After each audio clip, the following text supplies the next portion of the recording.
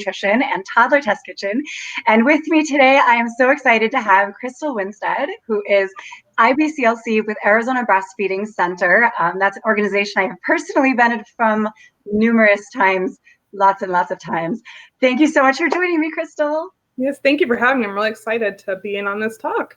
Yeah, well, and it kind of came out of nowhere. I was actually planning on covering something else, but you posted on postpartum anxiety, and that's something I've been meaning to talk about. And it's something that I personally experienced. It was awful. Nobody knew what to tell me or how to help. And so you posted about your own experience, and I said, we have to talk about this. Yeah, for sure. And I think that's the case where so many moms are experiencing it and they don't know that they're experiencing and they don't know how to address it. They don't know where to go. So even if they are aware of it, they just don't know how to get better, how to feel better, how to get themselves support. So it's really important that we're talking about it for sure. Yeah, there is a baseline level of anxiety that goes along with motherhood. And I talked about that in another segment with Dr. Kashaya Keith. And that was a great segment, but this is something different. This is not the normal anxiety. That's a baseline anxiety that pushes you and keeps you productive and gets you out of bed in the morning. This is crushing anxiety that comes after childbirth. And a lot of times we talk about postpartum depression. I've done 2 or 3 segments on postpartum depression. And this is, I believe it's still classified with postpartum depression, but it feels different. You might not feel sad. You might not feel classically depressed. When I had it, I felt like there was a boulder on my chest. Right. Yeah. And it's often comorbid with postpartum depression or postpartum OCD. And so I think sometimes people have a hard time like separating those feelings. You know, moms can be depressed and anxious at the same time, or they can be just anxious. And they automatically assume what's postpartum depression, or their doctor's like, oh, it's just postpartum blues, you're fine, or baby blues is what I hear. And that makes me nuts. It's very dismissive of what moms are really feeling. And so, yeah, we do talk about depression a lot more now, which is fantastic. Because I also had postpartum depression after 3 of my kids. But now these moms that are just feeling anxious are not getting addressed, you know, and it's like you said, I love that you said crushing anxiety, because that's what it felt like for me too. It wasn't normal mom worry. It wasn't just, well, you know, do I have enough diapers to get through the week, or is the baby sleeping okay, or just those normal kinds of things we all worry about. It's the crushing anxiety that interrupts your entire life. You know, it alters the way your day goes every day, you know, for an extended period of time. It's just a constant. It's like you have an extra child that's sitting on your chest on a constant basis, and there is help for it. And we'll talk about ways to identify it and natural ways to heal, and then also pharmaceutical, because we need to really eliminate the stigma with that, because everyone deserves to be happy and healthy and confident in their parenting. And sometimes pharmaceuticals really are what's necessary in order to get to that place, in order to be the best parent for your child. And so we want to break down that stigma as well. For sure. So you brought up baby blues. So let's talk about, as far as I know, baby blues are just the first couple of weeks and then it goes away.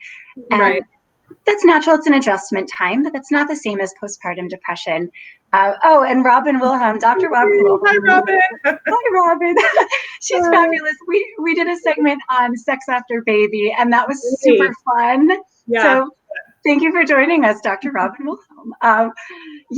So back to baby blues is pretty standard. There's a huge transition, whether it's your first child or your 5th child or your 9th child. I can't even imagine. I have 6, but 9 seems like such a big jump from there. You know what? I have 3. I can't imagine 4. So, but sometimes it happens after one child and not after another. But either way, there's a transition, either from being not a mom to being a mom, or being mom of 1 to being mom of 2, or sometimes not being a mom to being a mom of 2 all of a sudden, like me. So right. Sometimes it comes, sometimes it doesn't. But baby blues just like kind of dissipates magically. Right. And the postpartum depression is something that hangs around. Yes. And that's, I think the classical definition is 6 months. And then beyond that, of course, you can still experience symptoms way beyond that, because that could relate back to your health status, your physical health status, as well as your emotional, mental health status. Right. Yeah. And I tell moms, you know, and I know often they say, if it's hung around for 6 months, but I even tell moms, even a couple weeks in, if you still don't feel okay, you're not okay. That is the best gauge for what's really going on. A mom knows herself and her baby better than anybody else. So If a clinician of some sort or a caregiver is saying, well, it's not been 6 months, you're just tired, I have a problem with that. It was very obvious that I had something going on within 2-3 weeks after I had my kids, that I had depression and anxiety after. And everybody's like, oh, you're overwhelmed, it's baby blues. But like you said, it's an extended period. It doesn't go away. It's unrelenting. Baby blues is just, we have a big hormone adjustment after our babies come, especially on day 3. I call day 3 the weepy day. Most moms are a little bit weepy on day 3. Their hormones take a huge shift. A lot of times when their milk is coming in, so they're kind of leaking out of everywhere. They might be crying, their breasts might be leaking, their vaginas are leaking. So that kind of thing is a reason for it just cause to be upset and to be unsure and to be a little bit sad or feel overwhelmed. And being overtired, we're all going to get cranky. My littlest one just turned 6, and if I don't have enough sleep, I still am weepy and tired, and that's normal. That is normal, yeah. We're not meant to live on no sleep. And so there's some of it that's normal. There is some worry that we expect. There's some of that we expect. But when a mom feels like she can't function, when she doesn't feel like herself, when it's interfering with her day-to-day life, when she says to me, I don't feel okay, then that's a huge red flag. I don't care if it's been, 3 weeks, a year, something is going on, Yeah. Right. So sometimes it's more dramatic. And I think we're finally, as a society, recognizing that what the news is portraying and calling postpartum depression, that's more postpartum psychosis if it makes the news. So that's a different thing. And it's important to know that, because if you see that a news story that was postpartum psychosis, but you're over there feeling anxiety and you're feeling depression, it doesn't mean that you don't need help just because you're not quite that dramatic. It means that there still is something wrong with you, just not the same wrong as in that news story. Right, exactly. Yeah, exactly. And I think that was why it took so long to get postpartum depression addressed, because people were, like you said, were confusing it with psychosis, and moms didn't want to be categorized with the moms that had psychosis that made those news stories, which is sad. Those moms needed help that they didn't get to. But moms are so hesitant to say they're depressed because then they feel like maybe it means that they're not a good mom, or they should be so joyful about their new baby. And of course they love their baby, but that doesn't mean that they're not a person anymore without feelings, And so it took a while to even get around to addressing depression. And now we are addressing depression better, but the anxiety is something I feel like I see fairly often with moms, and I saw it with myself, and doctors aren't recognizing as much. Often their mom's like, they told me I'm overwhelmed, but that's normal. And being overwhelmed a little bit is normal, but I can't tell you how many times I'm like, I know you're overwhelmed, but also there's something else going on too, Right. Yeah. And it's so important. And I want to take a little bit of a tangent here to talk about dysphoric milk ejection. Because sometimes you feel it constantly. We've basically been talking about when this is an unrelenting feeling that you feel constantly. But there's also something called the dysphoric milk ejection, where you may feel depressed or rage or extremely anxious when the milk starts letting down. Yes. Yeah. And it's not very common. But it's something we do need to for moms to know is possible. And it can range, like you said, from sadness to anger. A lot of moms report nausea when it happens. Some moms will start suddenly sweating profusely. And it can be mild, it can be short-lived to extreme, and a longer period of time where mom's like, I think I have to wean because I can't deal with this. And so we give them the support that they need for that. Sometimes it's possible that they've had a history of trauma. So if we address the trauma, sometimes they feel better.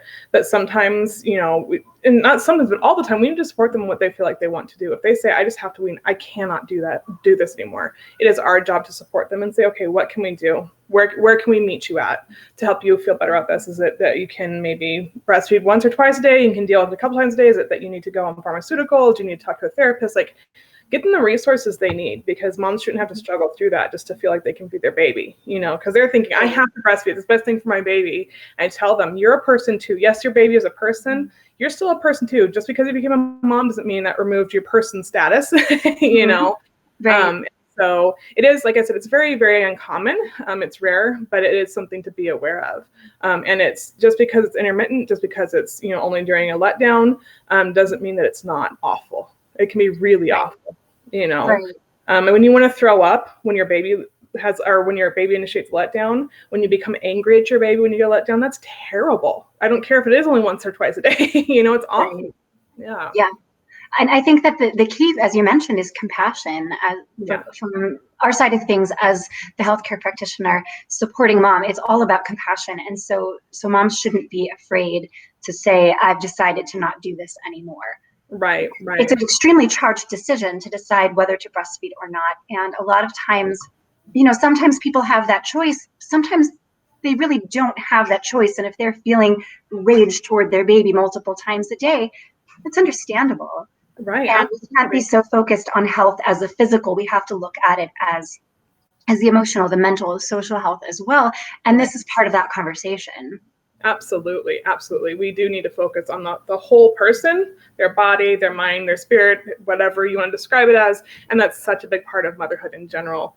It's such an emotional work to be a mom. It's such a spiritual work, mental work. It's not just our physical work.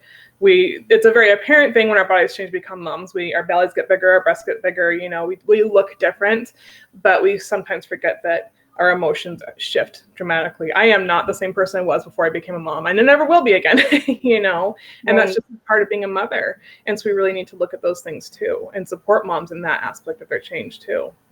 Right. Yeah. Well, it's very nice that I really benefited from, you weren't there yet, but Arizona Breastfeeding Center was really essential in helping me personally. So I know not everyone is local here, but if you're touch base with your local IBCLC, and they're generally a good source of compassion and meaningful support.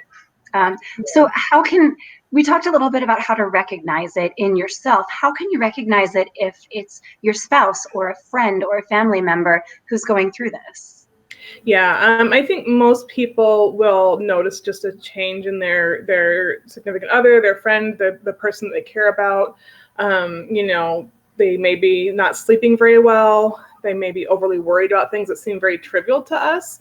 They may be very, very worried to the point where it's then classified as obsessive compulsive disorder because they can start obsessing about things like germs. And that's how mine ended up manifesting. I was very scared of becoming sick.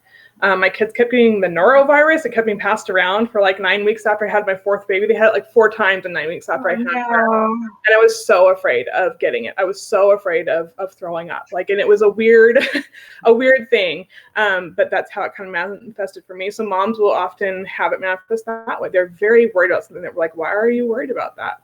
Moms may be overly worried about their milk supply. That happens quite often with moms that have postpartum anxiety that are breastfeeding. We see them all the time, very worried that the milk supply is going down, when we know clinically that they're fine, but they're very worried. They may be pumping more than they need to be, or worried about their freezer stash. We hear all the time. I'm like, right. That was me. I was driving myself crazy pumping for twins while I was home with them breastfeeding. Why was I pumping? I have no idea. Right. And I think that pump companies are not helpful with that. They're telling them, oh, you got to start pumping in the hospital to make your supply work. And I'm like, that's funny because we've been feeding babies for all of human history and the pumps are fairly new, but okay. And hospital staff sometimes needs to be aware that what they say can play into mom's anxiety. If a hospital staff's like, well, here's your pump, you got to get pumping down to get your milk to come in. No, you need to bring your baby to your breast. That's what you need to do. I tell moms, honestly, I'm like, unless you're going back to work anytime soon, forget your pump exists unless you need it. If you do have a true supply problem, which is what IBCLCs are there to identify, one of the things we look at, then we talk about using the pump. But until then, I'm like, just forget it exists for the first 5-6 weeks. Put it aside. You want to make sure you know how it works and all of that, and it's great that you have it. But we see so many moms that are obsessing, and we look at Facebook and these moms have like 300 ounces in their stash. I'm like, that's not typical. That is not normal to have a freezer full of milk. Is it great for that mom? Sure. She's proud of herself. More power to her. But then we have the other moms who have a very normal supply that are suddenly feeling anxious. Like, well, what's wrong with my breast? They're not making a lot. Is your baby good? Are they pooping, peeing enough, all those things? Then they're fine. But they don't hear that they're fine. They're feeling that they're not fine. And that's very common that we see that, where moms just are really worried about their milk supply, really worried about pumping obsessively. They also often worry about what they're eating. They are worried that they're eating the right things or the wrong things. We see that very often too. They're worried that they're not drinking enough.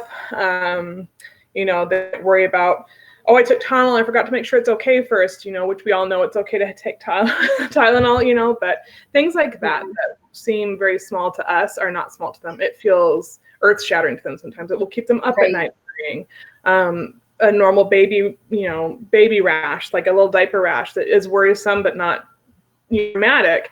They may be like up taking pictures every 5 minutes or something like that to make sure that it's going away, those kinds of things. So very small things for us seem very big to them. Sleep disturbances aren't uncommon. Anger is not uncommon. That was the hardest thing for me. Like I said in my post yesterday, just being irate. And I know now that the rage is a manifestation of my anxiety, when I can't bring myself down enough to focus. And I would become so angry. I mean, I yelled more than I ever have in my life. And I'm not typically a yeller. I'm not really an angry person. But that's something too that happens to these poor moms is they become very angry and they don't feel like themselves and they don't want to be angry. And it's hard being on the outside looking into that. People are seeing them yelling or angry or irritated or, just not calming down. And it's frustrating because everybody's like, why are you mad? And they're like, I don't know. I don't want to be mad either. So it's common to see that too. But just generally seeming like they can't come down all the way. And that's how I describe it, is they just can't quite come down. They don't ever come back down to earth. They're kind of floating up here all the time. They can't really, really relax and take a deep breath. They're always kind of up in the air somewhere, Yeah. And I can definitely relate to what you're saying with that. That was my experience. And the thing is that when we say that this is related to hormones, it's too neat a package. Because if that was the only factor, then you would just snap out of it as your hormones regulate a little bit down the line. And that's not what happens. The truth is that you get into these patterns. And at that point, pharmaceuticals may be helpful. I mentioned that, and we'll get into that. Right. But caring for your nutrition is big. You mentioned people being hypervigilant about their nutrition. And the truth is that for breastfeeding purposes, if you're eating enough, you're probably okay. It's more that we see either forgetting to care for yourself or intentionally trying to lose the baby weight very quickly. Right. These are problems. If you are eating every meal at McDonald's, but you're eating enough calories and you're meeting all of your needs in various ways, it's fine. It's fine. So that's where the compassion comes. But the thing is that we don't just snap out of it. We may get caught in that mental spiral. And at that point, you may need some help in the form of therapy in order to get yourself fully out of that. Because even though the hormones and the physical aspects that contribute to it are gone, we still have that mental spiral that those physical factors threw us into. Yeah, absolutely. And like you said, we have to look at the whole picture. It's not all hormones. The hormones definitely play into it, absolutely. But we have to look at history too. Is there family history of mental disorders? Is there a history of trauma? That can be huge in causing these things to happen. If they have unaddressed trauma in particular, if they know trauma happened but never got the help they needed for it, it can really manifest after they have a baby. I have a doula friend who often says, you're not just birthing your baby when you birth your baby, you're birthing your entire life. So any trauma that's related to that really manifest when you have a new baby. And so we all of it, and I have a family history of mental health problems. I knew that going into it. It wasn't, which is why it's so interesting to me that I didn't catch that I had depression or anxiety, because I knew I had a family history of it. But when it's yourself, you don't see it sometimes, Sure. But nutrition is a big part of it. I tell moms in the office all the time, I'm like, you know what? Eat the best you can, but don't obsess over it. Don't beat yourself up if you ate a Snickers for breakfast today. Like, is it ideal? We know it's not ideal. But also you need to eat, You're growing an entire person still, even though they're outside your body, you're still growing them. I tell moms all the time to just ease up on themselves. They're so hard on themselves. And I tell them a lot of times there's more damage done by what we're telling ourselves about what's going on in our body than food itself. If we're sitting there eating our Snickers and we're like, this is awful for my body, this is awful, we're just telling our body that it's awful and not saying, I'm feeding myself right now, good for me, I'm putting food in my body. Our body's going to process it differently, Right. Yeah. And I'm preaching to the choir here, all that, but Well, guilt doesn't serve anybody. Guilt does not increase the nutrition in that Snickers. And if that was available to grab, then that's what was available to grab. And maybe that's been a craving for the past 5 days. You know what? Just Right. Eat Snickers. Okay, it's fine. Exactly. Give yourself a treat. We all have a treat sometimes. If you want that Snickers that bad, tell somebody to go buy you a Snickers. Buy you a case of Snickers. Buy you some ice cream, whatever it is you want right now, because you're the new mama and you get what you want, Yeah. Yeah. And I think that the biggest risk is not getting enough calories. Right. And I mean, those are the two factors that I mentioned. People either intentionally trying to drop the weight, so they're undercutting their nutrition while their identity is shifting, while they're learning to care for a helpless baby, while their relationship dynamics are changing, either with a spouse, with a significant other, with their own parents, with their friends, with their community. Everything's changing. Right. Maybe ease up on yourself a little bit, but also just in the process of caring for this new baby, you can forget about your own needs. Yes. And so that increases anxiety because you're undercutting your own nutrition. So what I like to advise, my number one piece of advice for new moms is that you have diaper stations, have snack stations. Yes, I do the exact same thing. I'm like, keep the snack bowl next to your bed, Mm-hmm. Your water have it available, visual, have something that you can grab and eat. And I have a poster for that I did in conjunction with in a perfect world, the name would just come out of my head. But Willow Wish with Willow Wish Midwife Foundation over here. Yeah. So I did a poster with them on Easy Snacks. So if you want that, just email me, Yaffi@babybloomnutrition.com. And also, while I'm giving out my information, I also have a handout on nutrition and postpartum depression, which also applies to postpartum anxiety. And of course, at the very top, it says, this is not the be all end all. Here are your emergency numbers, because you should have access to that. You should talk to your doctor. You should talk to a therapist. Here's the nutrition component. Yeah, exactly. Yeah. And I tell moms, have your one-handed foods available, like fruits and vegetables are pretty easy. They're prepackaged, your banana, your orange, whatever, your apple. Feed yourself well that way. But, sometimes too, know that it's okay to reach out for other professional help, So I love that you have it. You have the nutritional information, but also letting them know that they can call a therapist and that is okay, or a friend or whoever they need to call in an emergency situation. Yeah, that's great. I love that. So if you see these signs in a loved one, I like to say sometimes you can feel a little bit confrontational going to them straight on. And if you're talking about someone who's ragey, you don't really want to jump in that tiger pit, right? So what I wish someone had said to me was, have you spoken to your doctor about that? Right. It's gentle. Right. It's not, hey, there's something wrong with you and you need to take these pills. It's right. Yeah. It seems like you're not yourself. Have you discussed that with your doctor? Yeah. And even I just ask a lot of times moms, if you ask them just point blank, how are you really feeling? Because everybody's like, I'm fine. I have a new baby. I'm great. We sit so often and they were like, no, how are you really feeling? And that's when the tears start to fall, And so just asking them, like, I don't want to hear what you are telling Facebook, how you're telling Facebook you're feeling. I want to know how you really feel. Are you sleeping enough? Or even just ask them questions. Do you feel like you're getting enough sleep? Because that's a common question to ask a new mom. And she's like, well, not really. Hey, have you been able to get showers like you need to? Well, not really. Are you able to eat? And all these things, and all of a sudden you're seeing a pattern of she's not treating herself well, then that's a good time to say, you might need a little bit of help. Or, just saying, like you said, gently. Don't be like, oh, you need to go to the doctor, because it's not kind. That's not compassion. That's not gentle. But just letting them know that you're an available person for them, a shoulder, an ear. And the other thing, too, I think, is that if sometimes moms know something's wrong and they will come to you, be able to listen. And not just, I'm not going to say where it tells, oh, you're overwhelmed, you have a new baby. That's not what she needs to hear. It sometimes takes a lot of guts to get up and say, I don't feel okay. I feel sad, I feel angry, I feel whatever. And so if she's coming to you saying that she's not okay, you have to be willing to listen and not just automatically respond. Maybe she just needs to tell you, I don't think I'm okay. I'm not showering, I'm not eating, I'm not sleeping, I'm not, I don't love being a mom. Any number of things that might come out of her mouth, and be available to listen to her. And then say, I've got some resources, and also know that you let them know that you're still available too. I'm here on the phone, text, whatever you need. I'm still here. And sometimes you can say, what can I do to help? And sometimes that it's too open-ended.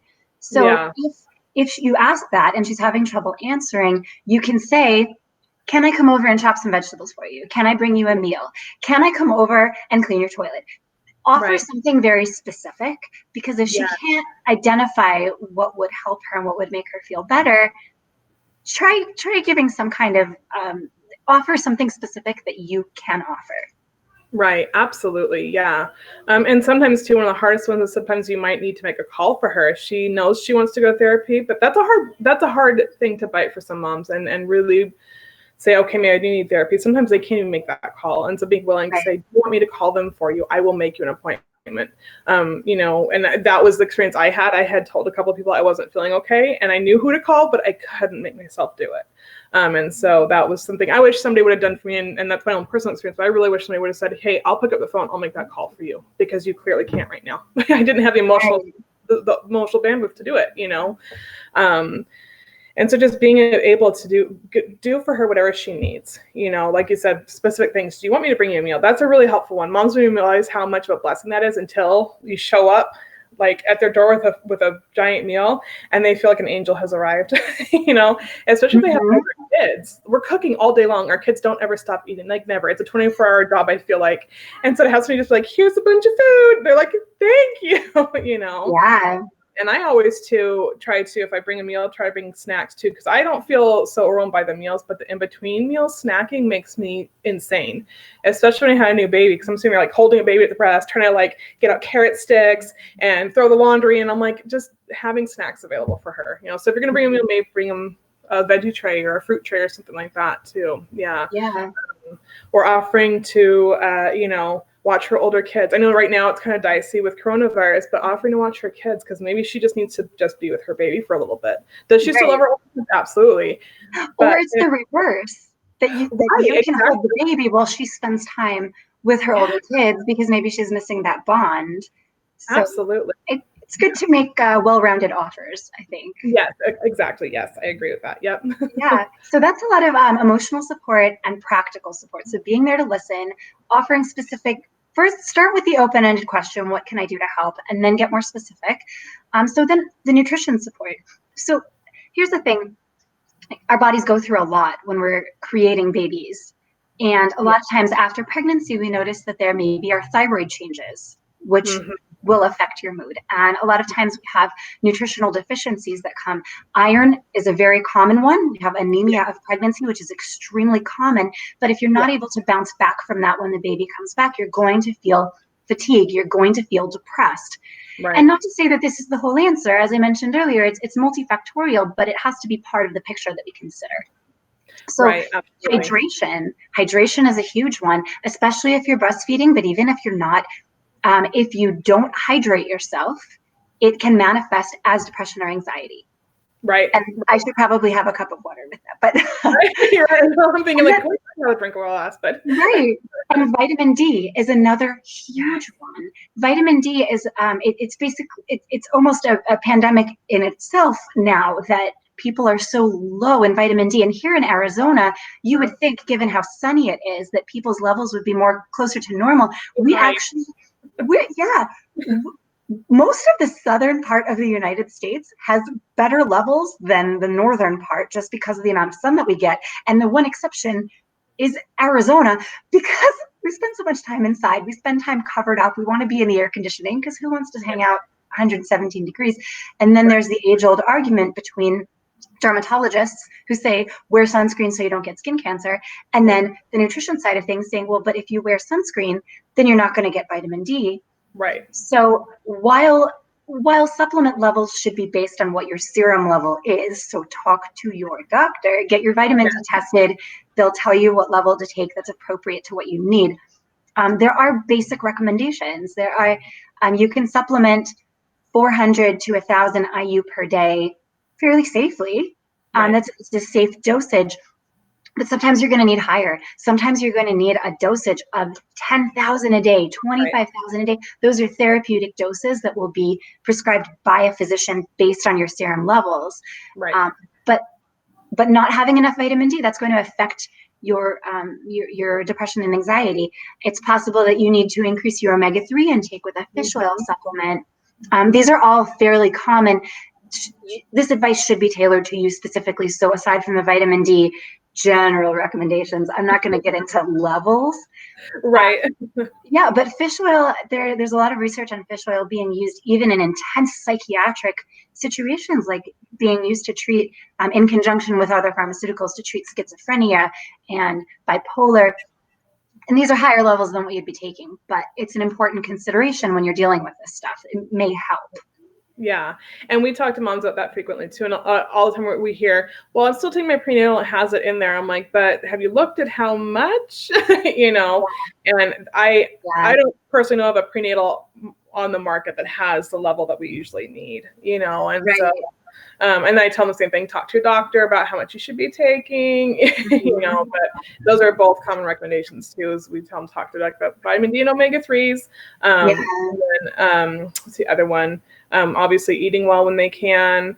Magnesium. And probiotic is the other one we talked about. Probiotic, because that gut. I love probiotics. I recommend probiotics and fish oil for like everyone. Yeah, we do too. Yeah, exactly. Because our gut health, we know so much more about our gut health in relation to our brain health now. I'm like, we should all be eating tons of probiotics anyway, you know. Right. You can get that through food, but sometimes you need a probiotic supplement to help with that. And when you're looking for a probiotic supplement, you want something that has multiple species or strains, and it's in the refrigerated section. And I don't recommend ordering them off of Amazon just because you don't know how they were stored before they get to you. Right. So you can look on my blog for very specific ways to find probiotics and find the one that works for you, as well as some names. I love Claire Labs. There are some really good brands out there. But probiotics, it's a great call. 85% of the serotonin, which is a happy hormone, was a hormone that tells us to be happy. 85% is made in the gut. Yep. And so if you don't have a healthy microbiome because of whatever, there's so many things that can affect your microbiome, you're not going to have the benefit of that serotonin, and you will feel depressed and anxious. Right. Yeah. And, you know, and it's interesting because I after my experience with postpartum depression and anxiety, I actually was diagnosed with just chronic anxiety and depression. It's something I realized after the fact that I've had my whole life. And adjusting my nutritional supplements is one of the biggest things, you know. And so even being past my baby rearing years, I still know that when I'm feeling a little bit off, I know what I need to add in, you know, and vitamin D plays into that a big time. I know when I haven't had enough vitamin D. And I was born in Arizona, so I start to really feel the funk of not having enough vitamin D. I've had a lot of vitamin D in my life. So, and probiotics, me and all my kids, I'm like on my kids, I'm like, probiotics, take your probiotics. You know, like if you forget everything else, please take your probiotic, you know. And so just, you know, my own personal experiences, I can feel it when I'm not where I need to be nutritionally, and when my gut is off, and, you know, those kinds of things. So such a role our microbiome does. Yeah. Right. And the big thing to remember is that you deserve to be healthy. You deserve to be happy. You deserve to experience joy in motherhood. And sometimes that's really difficult. Therapy is fantastic, but if your anxiety or depression is based in something medical, a chemical imbalance or a nutritional deficiency, therapy will only get you so far. And if you manage your nutrition, but you've been stuck in a spiral of funk, then managing your nutrition isn't going to get you too far without the therapist holding your hand. So it's all together. Yeah. It's that holistic approach. I think we need to take all of the components together and not just look at one thing, because it's not, dealing with health is never a one-size-fits-all solution. Sorry, there's a weird noise on my wall. I think my kids turn the hose on outside. But it's never a one-size-fits-all solution. You cannot, you know, that's the reason we have specific care plans for different people, because it's not going to, what works for me isn't even gonna work for my sister or my children, or, you know, even though we're in the same family, everybody's life is different. You have a different background. You have so many different components that go into us being who we are as humans. We can't just say, oh, just go to therapy, you'll be fine. Or, oh, here, take this medication, you'll be fine. Or just eat some more broccoli, you'll be fine. You know, it's never a one thing. You know, we need to really look at the whole picture. Yeah, right. And so just to meet our final bullet point here with the medical intervention, sometimes a small amount of antidepressant pharmaceutical is going to make a world of difference, and you deserve to feel that benefit. So don't discount it, there are so many people who are on these supplements and the pharmaceuticals. And yeah, of course, it would be great if you can achieve that level of happiness that we want for you through natural means and through therapy. But sometimes that's not possible. And sometimes you're just not going to get there without that additional step stool under your feet. Right. And so embrace that if that's where you are. And if that's where your conversation with your healthcare practitioners take you, then that's where it is. And you do what you have to do in order to experience the joy of this wonderful time of your life and not look back on pictures. Crystal and I were saying before we started recording, looking back on pictures and just saying, wow, I missed it. I wish I could go back and hug myself from that time and say, it's going to be okay. You don't want that. Right. Exactly. And I think that, so many moms, especially moms that are, I think a vast majority of moms are starting to be more natural minded and starting to want more things like more home births and eating more natural foods and organic foods, and they're doing their own gardens, all these wonderful little things we know are great. And they feel like they're somehow turning in a piece of their personality by going on pharmaceuticals. Like, well, but I'm this all natural mom. I'm a big hippie mom. I'm crunchy, all those things. They've kind of labeled themselves into a box. And so they feel like they're somehow not being as good by getting on pharmaceuticals, and we have to remove that stigma. We have to break down that wall between, getting medical help and getting, more holistic approach to things. We can all, with integrative medicine, work with it all together, because just because you're now taking antidepressants doesn't mean you can't continue to have a great life with your healthy foods, your organic foods. If anything, it's going to support being on pharmaceuticals, and help you feel your best. And so many moms just feel like, they're somehow handing in their crunchy card, or they are also really worried about how it's going to affect breastfeeding. We get that all the time. Well, is it going to be safe? Is it going to hurt my baby? And those moms can go on ToxNet or Infant Risk and look up the medications, but there absolutely is medications they can take and safely breastfeed. And we always do like the cost analysis, like, is it going to be more detrimental to you to not take the medication than it is to take the medication, and so having a look at the whole picture. But definitely there are things they can do, even breastfeeding, that will benefit them. It's not going to hurt them or the baby. Right. And we're not here pushing any one angle. We're here pushing happiness. Right, exactly. Because we deserve it. Yeah, exactly. Because there's so many moms who just feel for me, because especially if you've been there, like you've been through anxiety and depression, you've been there. You just want to see them happy, and you just like, you don't have to feel like this, Yeah. It feels right. awful. You don't even know how bad it feels till you start to come out of it. You're like, whoa, what was that? And we know more now than we did even 10 years ago. And so we can get these moms support so that they can feel happier where they're at, and they feel better, and that they feel supported rather than just feeling isolated and sad at home, because that's what happens is they feel very isolated, and they don't feel like they can even be out in the world right. with as much joy as the rest of us have. We're all sitting there happy eating our lunch, and they just are looking at how happy we all are, and they're just sat at home a lot of the time.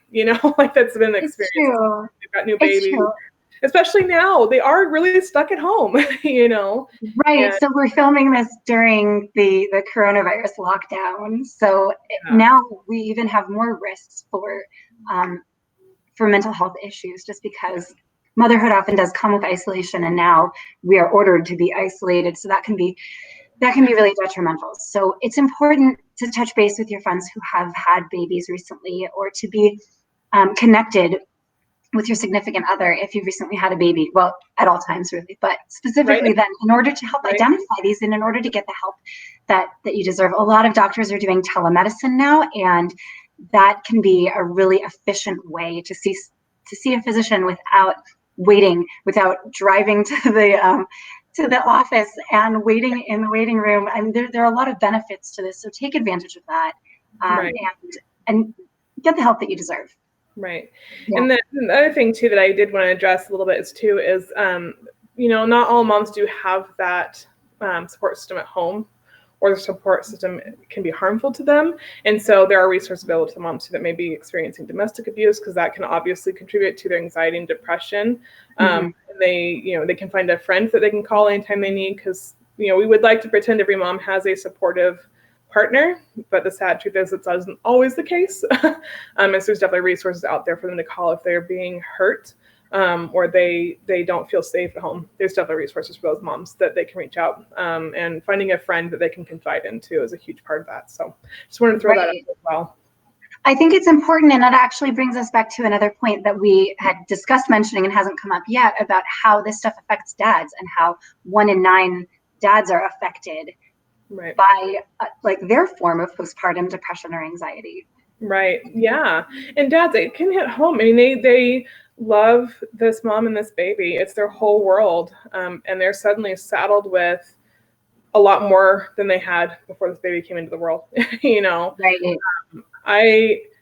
I sometimes felt like it was easier to be the postpartum mom than it was to be on the outside of it, you know? And so dads are overwhelmed too. They're tired too, especially if they're those dads that get up and help with the baby all night long, which, by the way, all dads should be doing. I'm just gonna put that out there. So dads, if you're listening, get up with the baby too.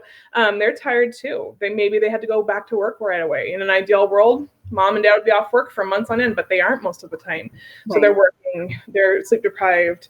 You know, they are caring for mom and baby. Maybe they're running interference between mom, baby, and extended family that's trying to come over when they don't want them there. You know, maybe they're taking over the duties that mom used to take care of, all the housework and things. So it's a heavy load for a lot of dads. And so we need to recognize that they are part of this relationship, and that sometimes they can be sad too. They can have feelings too. They might be angry too, tired, whatever. And we need to give them the space to air those feelings, because, you know, they're supporting mom. And if they're not at the top of their game, then they can't support mom as much as they need to. So. Right. Okay. Well, this is a really valuable conversation. Thank you so much, Crystal, for joining me. And so as I mentioned a couple of times, you are IBCLC with Arizona Breastfeeding Center, an amazing resource in the Tempe, Chandler area. And yeah, I think we'll end it there. Thank you so much for joining me. Thank you for having me. Thank you. For those who are watching or listening, I would like to say I'll be back next Tuesday at 1:15 Arizona time. But with this lockdown, who knows really as far as schedule. With the podcast, I do release an episode every Sunday at 10 a.m. I think that's East Coast time, actually. Anyway, you can join me there. And if you have any topic suggestions, please contact me. If you want that, the snack basket ideas or the nutrition management of postpartum depression and anxiety, please email me, Yaffi@babybloomnutrition.com. I will send that off to you without even subscribing you to my email list, unless you want to be subscribed. So I look forward to hearing from you. Thank you so much again for joining me, Crystal. Thank you.